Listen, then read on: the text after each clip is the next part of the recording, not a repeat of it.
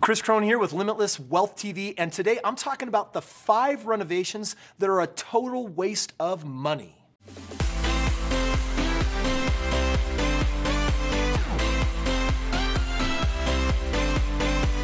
All right, we are back, and today we are talking about 5 renovations you just hands down shouldn't do. I want to do a little shout out to my buddy Clayton Morris with his channel Morris Invest. He's giving you 3 great ideas that I think we want to cover first, and then we're going to throw 2 bonuses on top of it. Absolutely. The first idea, the first thing that you don't ever want to do is to switch out your kitchen countertops. Look, now I know everyone says, hey, but I want that hard stone, I want the granite or the marble or the whatever, and just trust me, this is one of those things where you will never recuperate your money. You know, because when you're dealing with single family homes, for example, real estate below the median, this is what basic, average, everyday Americans are trying to get into. And so, you know, when you're talking about those basic level homes, they're not looking for granite. So you got to make sure that you take off your goggles, your consumer goggles, and you put on your investor goggles, and you think what's best for the investment as opposed to what's best for what I would want, because you're not going to live here. This is an investment property. Absolutely. Second one, bedrooms. Don't combine or remove a bedroom, okay? This is important because so often when we're getting into homes, single family residences, this is what we're talking about here, you want to make sure that you have the right amount of bedrooms for the right amount of square footage, and combining that to make one big bedroom, that means you lose out on a bedroom. And although you may like that, chances are the rest of the world that's wanting to buy your home isn't going to want that. It's just a lot of extra money to put into the house as well, and more money always means more time. I will tell you, however, I have had success in adding an extra bedroom. Sure. I only look at doing that, however, when you only have 2 bedrooms in a house. Going from a 2 to a 3 bedroom, and you'll get less of a value going from 3 to 4. Over 4, who cares? But if you're just sitting at 2, there's a world of a difference that you can make in the price of the home by going from number 2 to number 3.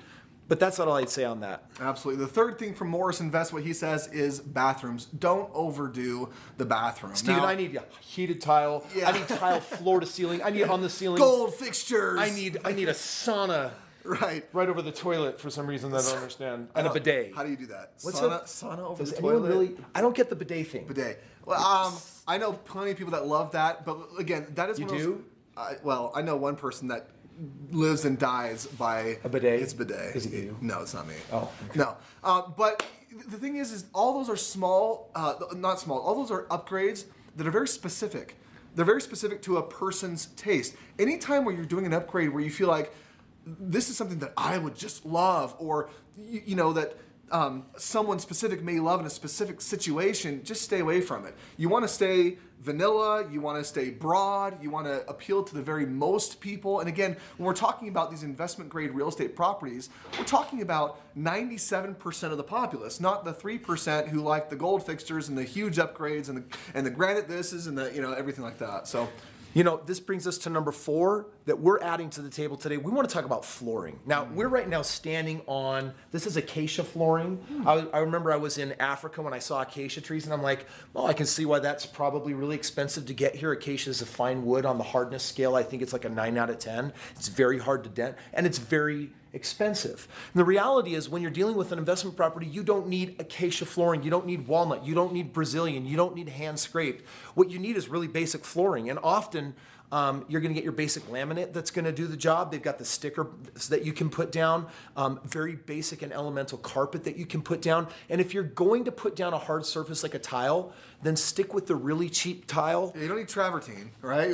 Home Depot always has a special on their 70-cent or their 99-cent tile pieces. Absolutely. Go get a little pallet of that if you want to take the extra time and effort and energy and do that. But you know what? Linoleum and carpet, they go down a whole lot faster if you're going to do tile. Stay away from the $2, $3, and $4 and $5 a foot stuff and stick with the basic $1 a foot stuff. Completely agree. Now the fifth thing that you don't want to necessarily get crazy on is cabinets. Now, cabinets are found all throughout the house. You've got your kitchen cabinets, you've got your bathroom cabinets, you've got maybe your office cabinetry, right? Cabinets are one of those things that can cost you an arm and a leg. I think that's a lot of money. And it can take away all of your profits in a real estate investment property. So before you go and you start yanking cabinets out of the walls and get all excited about how it's going to look, just do yourself a favor. Ask yourself these questions. Can I resurface these things? Can I sand and repaint these cabinets? Is there something else that I can do? Can I reuse some cabinets from an old project into this project maybe? Any kind of, anywhere where you can reuse, fix up, repaint, that's going to really stretch your dollar in the end. And this is what you want to write down: lacquer. Right? I mean, get a nice lacquer finish, a nice oil-based paint, get the sprayer and put a nice thin coat of that, go all white or something basic like that, and you can take hideous looking cabinets.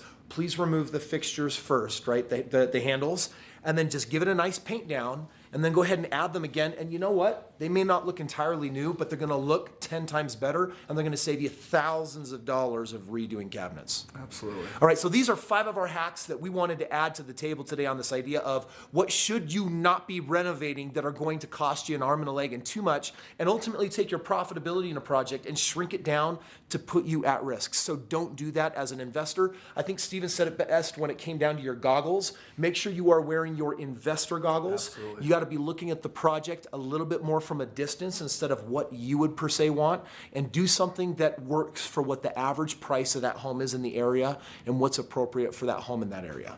If you have some experience in real estate and have other ideas that you also think are a waste of time, please comment below and share them with the rest of our YouTube friends so that we can help each other, making sure that we're making wise decisions in our renovation game. Make sure that you subscribe, hit the bell on your way out, and look back tomorrow. I've got a new video coming for you.